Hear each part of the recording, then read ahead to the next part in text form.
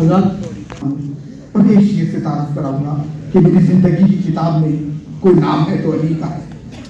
मेरी जिंदगी की किताब में कोई नाम है तो अली का है। मुझे जानता है ये खुद जहाँ ये गुलाम है तो अली का है। और कोई दास है तो दोस्तों का मैं बहुत अदब से दरख्वास्त करूंगा कि तस्वीर लाएं और अपनी दुआओं से हमें नवाजें। आप सभी की खिदमत में सलाम अकीदत और सलाम मोहब्बत के साथ बराबर से नहीं राजन से निकलेगा, हमारे पाँव का कांटा हम ही से निकलेगा। वतन की खाक पे एड़ी मुझे रगड़ने दे, मुझे यकीन है पानी यहीं से निकलेगा।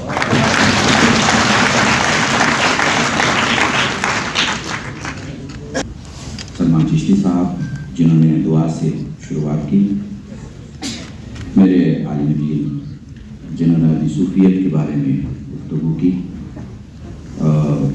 मेरी बहन मैडम नुमानी सूद साहिबा और हमारे उलमाए किराम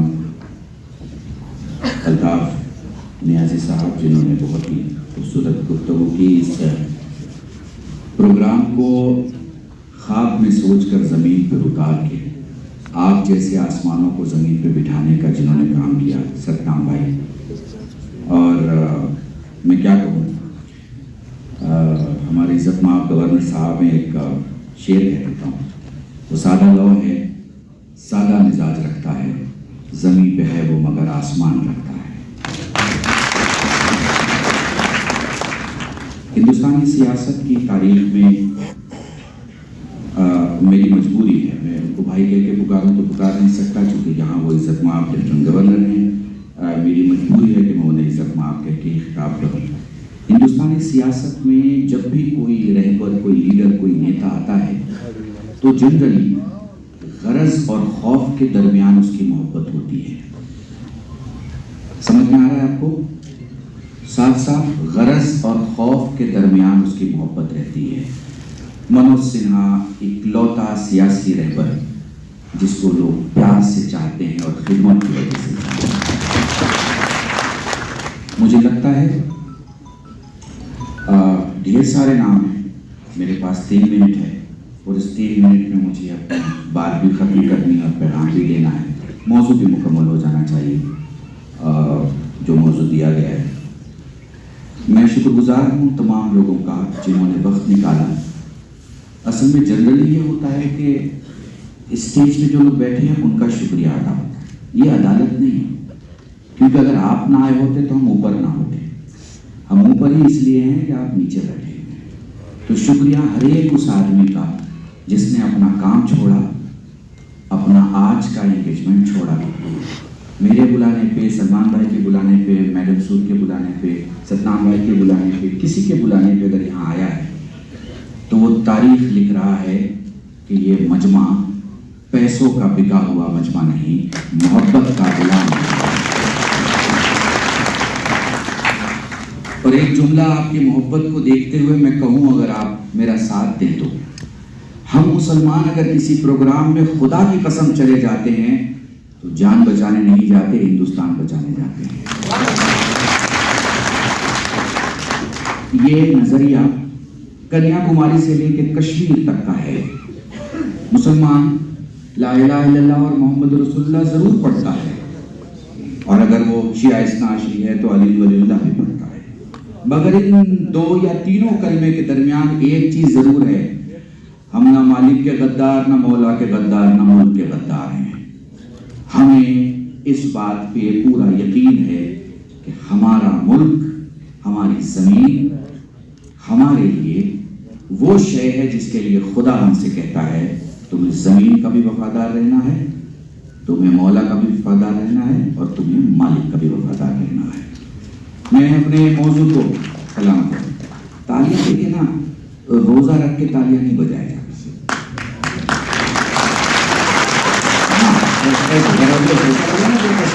दिमाग मजबूत है, हाथ भी मजबूत है, जरा ऐसी तालियां लगाओ जरा। अभी एक ताली ऐसी बजाएं तो लगे कि आपके हाथ मजबूत। देखिए भाई, मैं तो कहीं बोलता हूँ तो पैसे लेके बोलता हूँ, यहाँ मैं मुफ्त में बोल रहा हूँ। सत्ताम भाई आपसे मैंने कोई पैसा चाहिए। हाँ, तो बातों को जरा नजदीक से समझ लेते हैं। हम इंसान हैं, हिंदुस्तान हमारा मुल्क है, हिंदुस्तान की सरहदें कश्मीर से कन्याकुमारी तक हैं।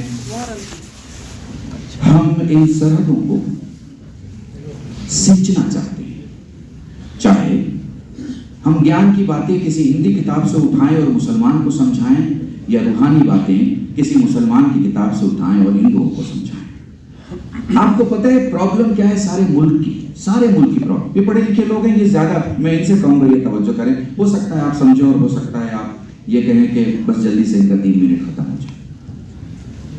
देखिए, जो हिंदू हैं उनके यहाँ खुदा को ईश्वर कहा जाता है, भगवान नहीं, ईश्वर कहा जाता है। ईश्वर मतलब परवरदिगार। हमारे यहाँ प्रॉब्लम है कि मुसलमानों को संस्कृत नहीं आती, हिंदुओं को अरबी नहीं आती है। सारी गलतफहमियां यहाँ पैदा होती है। जबान आती नहीं है, बोलना सबको आता है, सबको बोलना है, समझना किसी को नहीं, ठीक है? तो हिंदुओं के यहाँ खुदा को ईश्वर कहा जाता है, पैगंबर को अवतार कहा जाता है, किताब को गीता कहा जाएगा, रामायण कहा जाएगा, महाभारत कहा जाएगा, जो भी आप नाम दें अपने अपने अकीदे के हिसाब से। पर सच ये है कि वेदास होंगी वो किताब, वो वेदास है अगर किताबों की आप बात करें जिन्हें हम सहीफे कहेंगे। मुसलमानों के खुदा को अल्लाह कहा जाता है, पैगंबर को रसूल कहा जाता है और किताब को कुरान कहा जाता है। बात क्लियर हो रही है? आज की सबसे बड़ी प्रॉब्लम यह है कि आज का हिंदू ईश्वर को तो मानता है, ईश्वर की नहीं मानता। किताब को तो मानता है, किताब की नहीं मानता। प्रॉफिट को तो मानता है, प्रॉफिट की नहीं मानता। और हिंदी का जुमला इस्तेमाल करो, विडंबना ये है, बदकिस्मती ये है कि आज का मुसलमान चाहे कन्याकुमारी का हो या कश्मीर का, अल्लाह को मानता है, अल्लाह की नहीं मानता। रसूल को मानता है, रसूल की नहीं मानता। कुरान को मानता है, कुरान की नहीं मानता। जैसे मुझे घंटों सुनने के बाद आप कहें मौलाना हम आपको तो मानते हैं मगर आप की नहीं मानते। तो मोहब्बतें को मानने से मुकम्मल नहीं होती, की को मानने से मुकम्मल होती है। मुझे लगता है कि सूफियत और कश्मीरियत को बाहम अगर देखें तो हम की के दहाने पे खड़े हैं। यकीन है कि हम कदम से कदम मिलाएंगे, हाथों से हाथों मिलाएंगे, नजरों से नजरों को मिलाएंगे, इरादे से इरादे को मिलाएंगे, नियत से नियत को मिलाएंगे और इसी जगह ऐलान करेंगे कि देश का दुश्मन अगर कहीं भी बैठा हो तो उसे उखाड़ के उसकी जगह से भेद के उसकी कब्र बना सकते हैं। क्योंकि हम दो नहीं हो सकते, अब हम दो एक हो चुके हैं।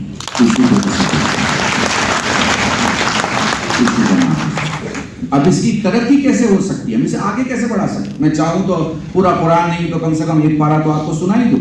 हमारे उलमा चाहें तो हदीसों की बौछार लगा दें, पढ़े लिखे लोग चाहें तो वो बहुत बड़े बड़े कोटेशन आपको सुनाते हैं। मगर हमें डोर चाहिए, डोर। मुझे नहीं पता दिल्ली से कश्मीर कितना जुड़ा हुआ है, वो गवर्नर साहब जानते हैं, ये उनका मामला है। मैं दिलों से दिल की बात कर रहा हूँ। फारसी में एक बड़ा खूबसूरत सा जुमला है, सदाई के दान बीरून में आया था गोश मेरसा, बस सदाई के काल बीरून में आया था कान मेरसा। वो बातें जो मुंह से निकलती हैं वो कानों तक जाती हैं, मगर वो बातें जो दिलों से निकलती हैं दिलों तक जाती हैं।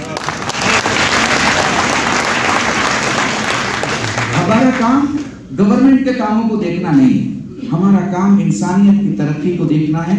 मैं समझता हूँ 20 जिलों के मजमूए जम्मू कश्मीर लद्दाख ले सबको मिला लिया जाए तो मैं भी न्याजी साहब से पूछ रहा था, 12 यूनिवर्सिटियां हैं हमारे, 12 यूनिवर्सिटी। हमारे मुल्क में 7,000 यूनिवर्सिटियां हैं। कितनी हैं? 7,000 यूनिवर्सिटियां हैं। 12 यूनिवर्सिटियां सिर्फ कश्मीर में। एक जुमला में आपको कहूं, पूरे पाकिस्तान में 22 यूनिवर्सिटियां हैं। अब अपनी अक्लों को खोलिए और देखिए कि अगर आपको जितना दिख रहा है उससे और ज्यादा देखना है तो उसके लिए जेब की जरूरत नहीं, पैसे की जरूरत नहीं, इल्म की जरूरत है। तो इस कश्मीर को स्कूल की जरूरत है, इस कश्मीर को कॉलेज की जरूरत है, इस कश्मीर को विद्यार्थियों की जरूरत है। मैं आपका सबसे बड़ा काम अगर आज करूंगा तो ये कहूंगा कि संधू भाई, चंडीगढ़ यूनिवर्सिटी बहुत काम करती है, कोशिश करें कि एक कैंपस हमारा श्रीनगर में।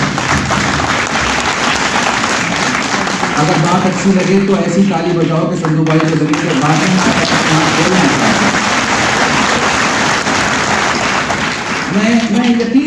सुन लूँगा, मैं यकीन दिलाता हूँ। मुझे याद है मैं 12-14 साल पहले आया था, हमारे स्वर्गीय रामविलास पासवान जी के साथ आया था। मुझसे कहने लगे, रिजवी साहब यहाँ क्या करना चाहिए? मैंने उनसे कहा कि काम काम, सिर्फ काम। और काम ये है कि इतनी वजारतें, इतनी मिनिस्ट्री है, आप मिनिस्ट्री के यहाँ काम कीजिए। हालांकि यहाँ कोई पॉसिबिलिटी नहीं थी किसी स्टील फैक्ट्री को लगाने की, मगर उन्होंने बात करके 208 करोड़ का स्टील प्लांट पुलवामा में लगवाया। उस टाइम 5000 कश्मीरियों के लिए नौकरी की वो गुफ्तगू उन्होंने की। वैसे बहुत सारे हमारे वजीर और मिनिस्टर आते, बहुत सारे काम हमारे गवर्नर साहब यहाँ देख रहे होंगे। मैं इनका ट्वीट पढ़ रहा था, इन्होंने सारी मालूमात दी। मैंने देखा कि रास्ता बिछाने का जो काम हो रहा है, रेलवे का जो काम हो रहा है, ये जो सारे काम हो रहे हैं, ये काम इंसानी हुकूक के हो रहे हैं। क्योंकि रास्ता हिंदू और मुसलमान के लिए नहीं, मुसाफिर के लिए बनाया जाता है। स्कूल हिंदू मुसलमान के लिए नहीं होता, तालिब इल्म के लिए बनाया जाता है। अस्पताल हिंदू मुसलमान के लिए नहीं, मरीज के लिए बनाया जाता है। मुझे लगता है हम सब साथ हो जाएं।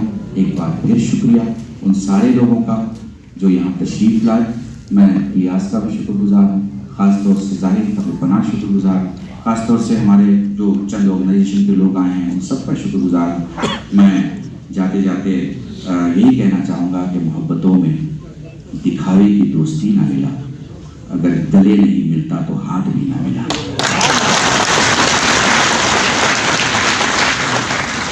बस इन्हीं बातों के साथ आप सबसे खुदा हाफ़िज़ चाहूँगा। इस शेर के साथ के कोई शिकवा ना, शिकायत ना गिला करता हूँ। सब सलामत रहो, ये हक से दुआ है।